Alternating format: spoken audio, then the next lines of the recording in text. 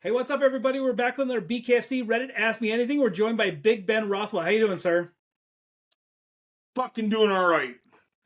So I just moved to Wisconsin a couple years ago. I'm from Colorado. I like it up here. What's your favorite thing about Wisconsin? I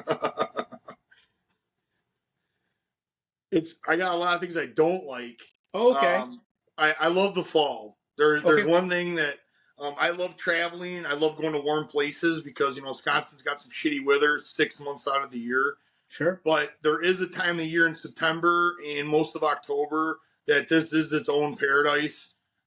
It's a different type of beauty that you don't see anywhere else in the world. The type of falls that we have here. So the fall, even the air is different here. Sure. So you got to give it to Wisconsin, at least this part. I'm in the southeast, and the falls are special, especially September. It's like tropical weather. It's like 75 degrees all month, so it's pretty awesome.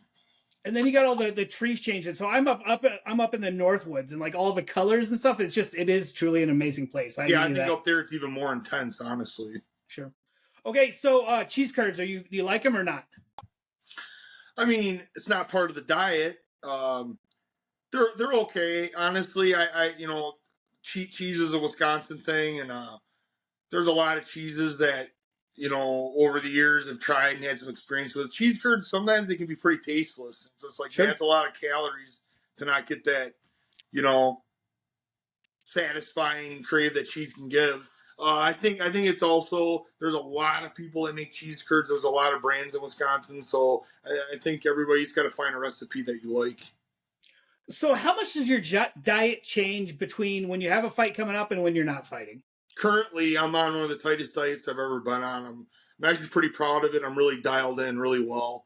Um, kind of since I left the UFC, I kind of didn't give a fuck, and Sure. my diet was like kind of eyeballed everything, and I'm like, yeah, and I kind of guesstimated, and I'm just kind of naturally walking around at 300 pounds. And it's not a surprise, but now I'm on a different motivation, and I want my walk around weight to be more when I was in the UFC, and the only way I can achieve that is every meal is weighed out, and everything is dialed in to the calories. I know exactly how many calories I eat a day. I have a good idea of how many calories I burned extra besides my normal metabolic rate, and uh, it feels good now. It sucks in the beginning, but I'm dialed in, and I'm feeling really good, and I'm excited what another 6 weeks of this is going to do for the fight. Does that kind of take the fun out of it, though? I mean, like having a diet, like to me personally, I feel like if you're a heavyweight, the weight limit should be it. Shouldn't matter what you weigh. You're a heavyweight, right? When I signed, we were originally told the weight class was nothing. It wasn't an issue. It was Sure. 206 to infinite. That's super heavyweight. And then almost as soon as I signed, other fighter, more of the coaches, they instantly started bitching. Oh, it's 265. We had to sign contracts at 265, and just made a big bitch fit about it. It's Sure. like we're heavyweights. Why are you bitching about this? Yeah. Uh, so I was allowed to fight heavier. It was like 295 and then 285. For this fight, I have to be 275, and I feel like that's the new number. That's like the number I got to fight around. That's the heavyweight limit's going to be for whatever Sure. reason. That's what they decided on. So it kind of sucks on that because I feel like I'm not going to be 100% as when I'm like 300 pounds. But there's a flip side to that. My cardio does get very very good. It's just with 2 minute rounds, it's not as big of a deal. So I kind of Sure. like didn't care. I'd rather have more power, more strength. But overall, I'm going to turn this into a blessing, and I'm going to be healthier and faster, and those are all definitely good qualities. So the fights in California, I actually talked to a couple fighters and they turned down fighting in California because they said the cost of like the taxes and the medicals and all that were like prohibited to them. Do you have an issue with that, or it's just what it is? Dude, I got the medical list a few days ago, and I was like, it fucking was like taking a hard fucking punch in the face. Yeah. I knew that there was stuff that had to get done, but this is the most extensive medical list I've ever had to do, ever. And I fought in all over the world. I fought in all the commissions, Vegas, New York, and New York's got a lot of stuff, but now that I'm 42, once you cross that 40-year-old mark, man, they add on a whole bunch more stuff. So California is making me do everything you could think of: neurology, cardiologist, MRI, MRA, both, which is crazy, Yeah. and just everything else you can think of. So it's yeah, I can see anybody that's not making good money in their fight. Yeah, it is not appealing at all why you'd go through all this. So, like, knowing now, though, would you have like maybe held? I mean, the Middle East has got a big card coming. Like, you still are glad you're doing Knucklemania, or would you? It's the most alluring thing is fighting in the BKFC. You want to fight on Platinum Perry's cards. Absolutely. And hey, this fight's happening. It's going down. And David Feldman is super excited about California. Yeah. I'm here to build this thing to the highest level. So it sucks that I do extra work, but it's going to get done. I'm going to do it absolutely because I definitely want to. I'm excited to be a part of this card. I missed out in December, and I'm not going to miss out on this. Like I'm putting everything into this one. Okay. After your last fight, you were pleading like, "Hey, I only have a certain amount of fights left." Is that like you have a certain number in your head, or it's just like what your body's telling you? Hey, look, you're not going to do this too much longer. Yeah, people at my age, people love to ask how much, how long are you going to Yeah. do this for? Listen, I have the fire to fight, and my body holds together. I just say, obviously not forever, Sure. and I don't want to be 50, but there is a few guys in the sport doing it at 50, so that's kind of encouraging. But I don't want to fight. I just for no reason other than I just don't think it's right, maybe. Sure. But for the next few years at least, Okay. but it's ultimately it's up to my body and how everything goes and staying healthy. I mean that's the most important thing. You got to pass your medicals, and as long as the universe says I can keep doing it, then I'm going to. Have you tried, like, being a Midwest guy, I feel like we don't have any cards up here yet. Have you tried to get Dave to bring it out this way, or is it like not happened yet? It's in legislative for Wisconsin. Okay. I think I might have had maybe something to do with that, but the BKFC's people that push to get everything legalized in each of the states, they already submitted to Wisconsin. Okay. Now it's illegal. Now it's kind of like out of their hands. It's going through that long political whatever.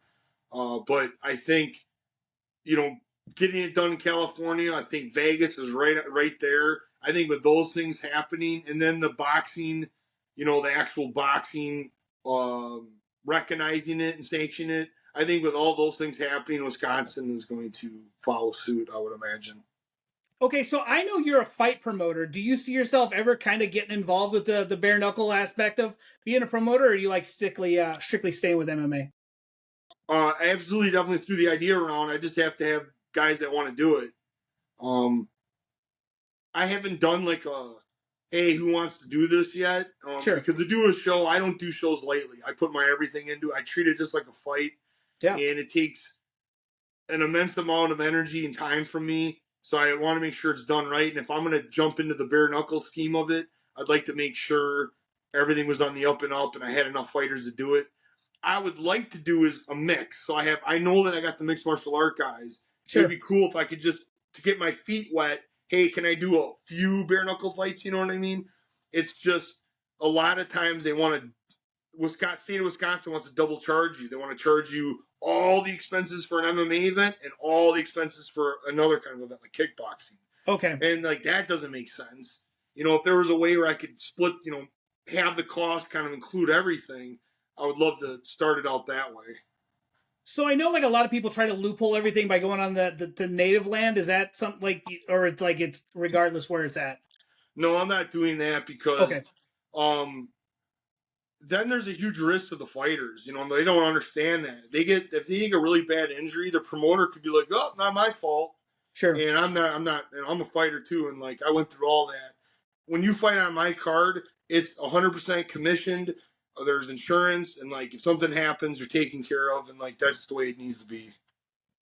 So the next generation, I mean, you're the old guard. Clearly the new generation of BKFC heavyweight. Like, how do you see that kind of curtailing? It seems like we are getting quite a few like smaller guys that are like 245, 250. Like just much smaller builds. I guess. Do you see that as being the new thing, or like eventually the big man will always kind of dominate? I think it's all based on the individual. I mean, I know the smaller guys are like, oh, we're faster, we this and this and that, and it's just like, yeah, but when I'm on and I hit you, it doesn't. I take all of those things away from you. Like, it's just there's a fact that they're not going to hit as hard as me.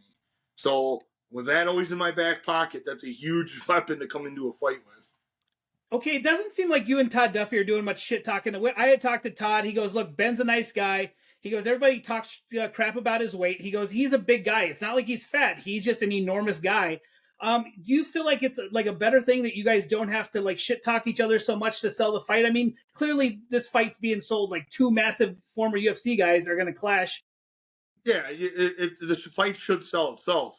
You got two prominent, former UFC guys that people know how to fight, and Todd knows how to fight one way, man. And he comes forward and he's there for action. So it's a good fit for bare knuckle, and it sounds like an exciting fight to me. Like him and I know it. We know like we're there to steal the show, like 100%. So we're gonna go put on a fight, and we know what people are like. The night of the fight, people are gonna want to watch. They're like people out of curiosity are like, man, I gotta see what's gonna happen. So I think we bring that. That's what really sells fights when you have that curiosity factor of what's gonna happen. And I certainly think any fight that I come into, I think I bring that. But now you put me and Todd, I think it definitely ramps that up. Okay, so are you invested in the Mick Terrell versus Hunt? I mean, is there one you'd rather see fight over the other, or it doesn't matter to you? You're going to destroy whoever wins. I mean, I'm out to destroy whoever wins. I mean, Todd obviously is the challenge, and Todd's thinking the same thing. Todd wants to get through me. I want to get through him because we got told winner gets the title shot, and it's going to be Sure. one of those guys. It's Hunt or Mick Terrell. A lot is on Mick Terrell here, man. He's really, we know Lorenzo's one of the best at bare knuckle. Two title champ already. Sure. He's got a lot going for him. At the same time, he's never fought heavyweights, and Mick's not a little heavyweight either. Mick's on the top end of the weight class, Sure. and he's been doing bare knuckle, more than me too. So he's definitely experienced at it. But I think Lorenzo is his toughest fight that he's had so far, and it's really a matter of is he going to hit him? Like he's got to use his weight and he's got to hit his size because if he doesn't, Juggernaut's going to be elusive. He's going to move around and he can still punch hard. It's bare knuckle. So even the smaller guys can do damage to the big guys. That's for sure too. It's just they might have to hit us a couple more times. While Mick only has got to hit him once or twice to let Lorenzo Hunt know, like, damn, this is a different level. That's a fact. He should not, of all of his fights, shouldn't get hit as hard as if Mick Terrell makes contact. It should be a different feeling for him. And if that doesn't happen with Mick, it's 100% going to happen with me. Sure. Okay, so for your fight in Colorado, you went out there to train at altitude. Are you planning on sticking out here in Wisconsin and doing a camp, or like you plan on taking your camp somewhere else? I don't think LA has like an elevation issue. I gotta right now. What's helps me is I have a really good group of guys to train with. I think Sure. that's more than important. While in Colorado, I was pretty much I basically trained on the treadmill. I Okay. literally there was 3 sparring sessions and I ran to be in shape and to get the job done. And I was fighting the hometown guy who had everything laid out for him. And in my opinion, he's probably one of the toughest heavyweights in the division right now. So I kind of feel like I already beat the number 1 contender. But now I got to get through Todd. And I got what's rare is I got two heavyweights that are bigger than me. So I'm able to get a great push. And I also got a group of smaller guys that are 200 and less. So Okay. they help push the speed aspect. So I feel like I get a really good look at everything. Okay, so I always reach out to somebody that knows you to get a question, and I talked to your buddy Yari, and he said that recently you guys had a guy show up at the gym that said he was there for sparring, but it turned out he had an ulterior motive. Can you tell us what happened there? So this guy had been hitting me up on Instagram a whole bunch, asking questions, all this stuff.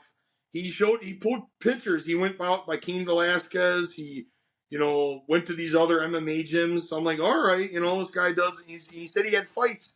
Sure. And he asked to come spar with me. I'm like, yeah, dude. He told me how big he is. And he finally comes in, and he is big. He's big. He's like 6'4", 280 pounds. He's a big dude. And I'm like, what do you mean you don't have a mouthpiece?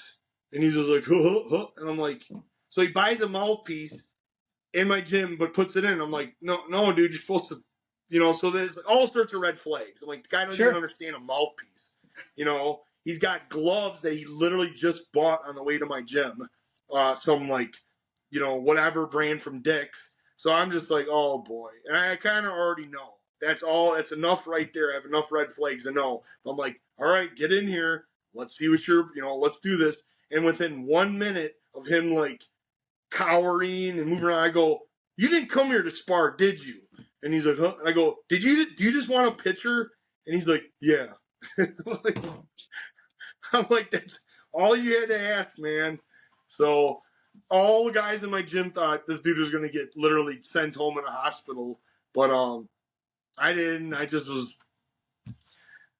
laughed. You know, I just laughed. And we took pictures with him, and he was just fanboying it up and happy to be there. So He's lucky you didn't go all Sean Strickland on him. You could have really hurt him. Like it doesn't seem like the safest way to ask for a picture. yeah, I mean Strickland had those dudes like they legit came in, I think, trying to go at him or something. Like Sure. this guy did not. Like he put the gloves on and he came over, but within 5 seconds, I was like, okay, like this is this isn't what we thought it was gonna be. Okay, and then Yari said he said a fighter that shows up your gym without notice, what do you call them? What's your analogy for them? A fighter shows up. At your let's see, a fighter shows up at your gym without notice, and how do you react, and what's your analogy? He said something about Stiggin. Stidgen. Stygian, maybe, yeah. We if the guy comes in and knows how like does fight and just comes in unannounced, like I don't know. It's also their attitude. You know, when they come in, they're humble and they're everything. Like we bring them in, try to bring them the right way. We want to be a part of the team. Okay. But if they're just coming in there to use people and be an asshole, and we beat their fucking ass, like let me tell you, like one way or another, we'll make sure you get your ass beat and send you on your way. So we're a tight group. Like the guys that are training with me have been there for a long time, and we all Okay. look out for each other. So we're pretty big about that. Okay, so I was telling somebody that I was talking to you, and he said I think he's secretly a nerd. Like you got on there and you did the deep laugh, and like are you deep down a nerd, or is that just kind of like a little gimmick? Your I'm little I'm pretty sure I'd be considered a super nerd. a super nerd. What do you like to nerd out about? You know, I play video games and I play board games and I've been known to play Magic, which is probably the most nerd fucking thing of all. I love strategy games, so that Sure. just naturally sucks me into being in the nerd realm, so to speak.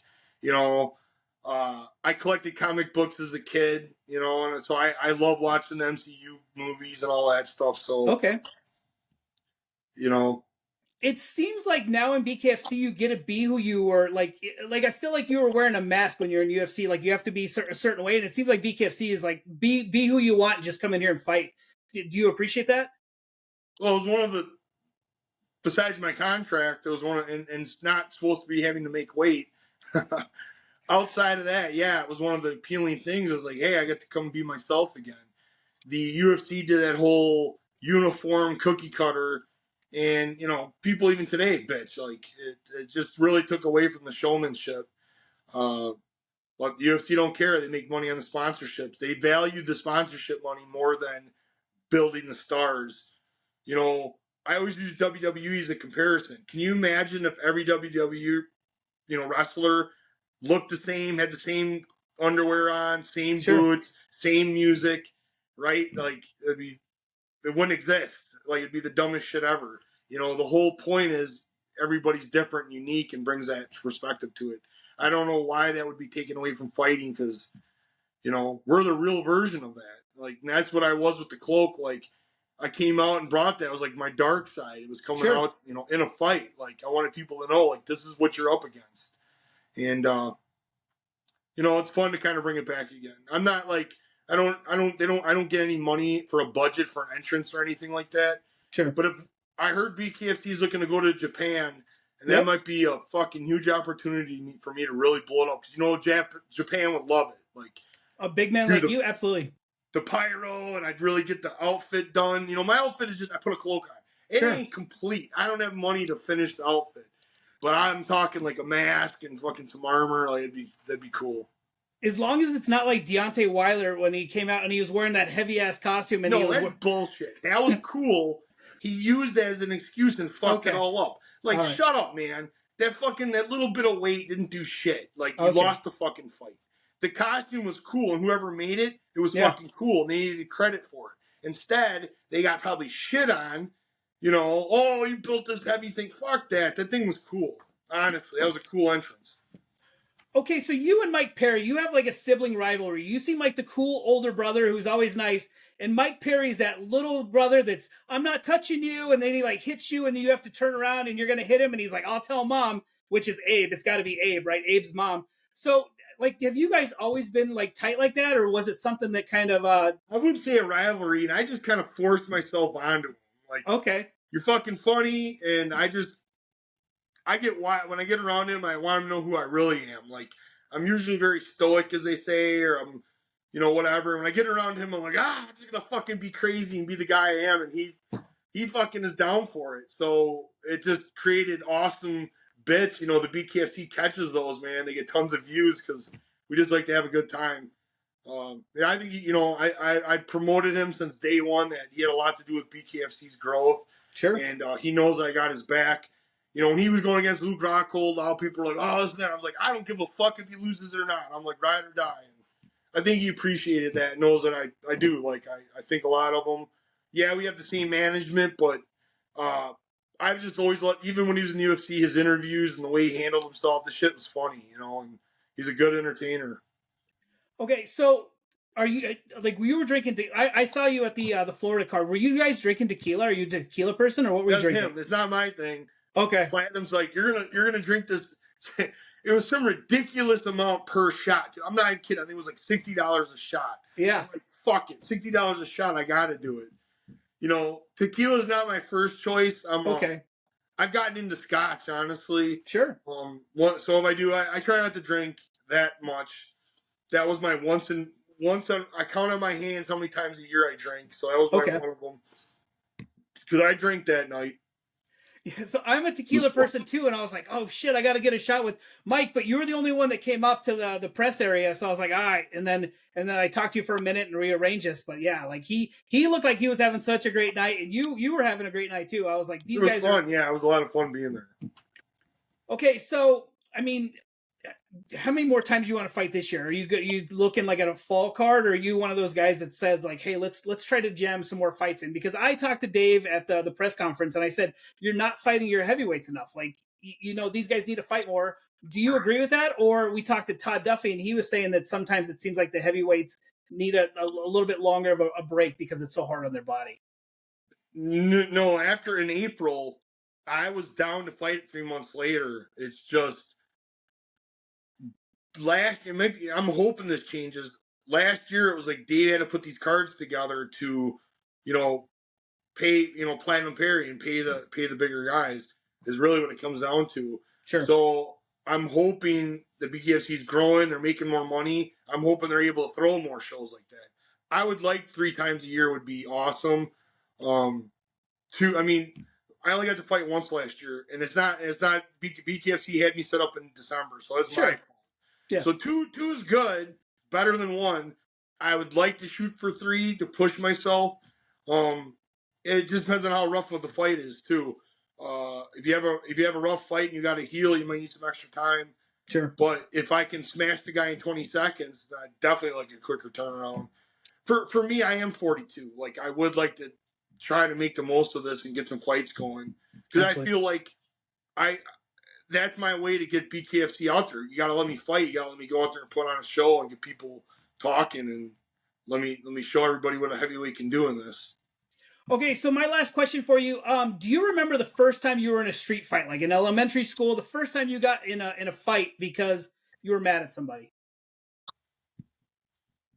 I can't specifically say the first. Okay, I have some memorable ones, and all of that. I'll just say this: all of that stopped at around the age 22. I really my fighting career kind of took off around age 23, 24, okay, and I started getting a name for myself. And when I would walk into a bar, and some people always ask, my mid 20s, and I'm like, no, I knew I did my job because by that point in time, I was already pretty well known. That when I Okay. walked into a bar and there's that one guy that eyeballs you, all of his buddies came and said, "No, dude, you don't want any part of that guy." And then I knew I don't have to tell people I'm a fighter. That's the Sure. dumbest shit ever. Guys that do that are bitches, and they're probably not a fighter. It's just like a military guy telling all the people he killed. Find Sure. out the guy didn't do anything. He was never even in a war. Because Right. the real don't talk about it. I was a little bit younger, so I'm 18, 19 years old. I was a nobody. And so I did get challenged. And believe it or not, it was incidents with road rage. Okay. Dude threw quarter at my car, and I freaked the fuck out, and I got in front of him, and I slowed us down at a red light, and I jumped out, I took 3 steps, and put my hand right through his fucking window, and I was like, get the fuck out, and he looked at me, fucking backed up the car, and drove through the red light, and took off, so that was always funny, because you don't do that shit today. I wouldn't tell anybody to do that today, because today someone's gonna fucking shoot you, or if the cops do come, you're going to get way more trouble than you would back then. That was like 1999, so Yeah. it was a different time frame. And in high school was when kind of was like I was getting pushed to fight all the time. All Okay. the upperclassmen, I was the bigger freshman. All the upperclassmen that were big wanted to pick on me and start shit, so I got bullied, and it had a lot to do with why I started fighting, honestly. But it was my sophomore year. There was a kid that fucked with me all my freshman year, and he was a year older than me. And then he kept doing it my sophomore year, and I knew the little prick always would go late to the certain class in the middle of the day, Okay. and I picked up on it. So I waited for him. Therefore, I knew the teachers and nobody would break us up right away. And bigger than shit, here he comes. You know, all the hallways empty and everything like that.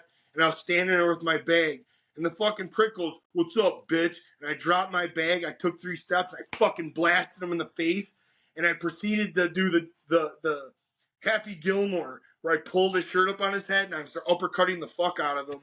And like the entire I'll do I swear 13 teachers. I can't believe how fast they got out in the hallway and fucking broke us up, but I beat his fucking ass just enough that we went to the principal's office and we're getting yelled at and everything. Yeah. You're good.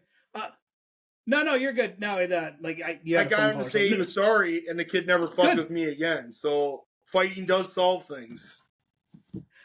All right. So, is there anything you want to discuss before we done, or are you good? Whatever Sh- you want, man. I just getting it out I there. wasn't sure if you needed a sponsor or shout out or anything like that. First round management's always badass. They're the reason I'm still fighting. Shout out to them, Abe and Melky Kawa, man. They're awesome. Kept me in the Sure. game. BKFC and David Feldman and his entire crew have done amazing work. I'm very happy fighting for them, and I want to keep helping them blow this fucking sport up around the world like they are. So Yari, like you said, he's a friend of mine. He's a big help. So shout out to him. Check out his Cool. webpage because he's pushed. He sells. He's selling Condemned right now, but whatever supplement he wants you to buy it. So He knows what he's doing. All right. Well, we look forward to seeing it. I'm really hoping my wife won the super fan, so she's for sure going, and my son's going, and I'm going to try to go out to California also. But at least you'll have some support from Wisconsin out there too. what do you mean by that? What did they win? She won. So she was in December. They did the biggest fan, and she wrote in, and they called her. So she won a all expenses paid trip for 2 to Knucklemania and the hotel and all that. So she's going to be out Oh, there. that's For me. that. That's awesome. Yeah, it was Hey, pretty cool. I you're had not no gonna idea. go? I'm trying. I'm trying to do it. Well, so I'm sure you understand. My I get to do lots of cool stuff. I work with alligators and animals and tigers and all that. I get to do lots of cool shit. I was in Miami for the fights. My son, is younger. I want him to do something cool. This is a once in a lifetime trip. And my wife, she always films everything for me. And I was like, she for sure has to go. And I was like, I want my son to get that experience to be like, I got to go. I got to That's meet all these cool. people. Just Yeah, it'd be cool if you could just hop on I'm with them. working on it. I'm working on it. So yeah, that'd be awesome. Well, that's cool. Cool. Thanks, sir.